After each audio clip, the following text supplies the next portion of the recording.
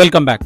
Different states నుంచి customers వస్తున్నారంటే మా స్టోర్కు ఉన్న ఎలివేషన్ ని చూసో, మేము ఇచ్చే డిస్కౌంట్లు చూసో, సోషల్ మీడియాలో ఉన్న హైక్ ని చూసో కాదు. బిలీవ్, నమ్మకం. బ్రాంచెస్ ని బిల్డ్ చేయలేం కానీ కస్టమర్ల మైండ్ లో ట్రస్ట్ ని బిల్డ్ చేశాం.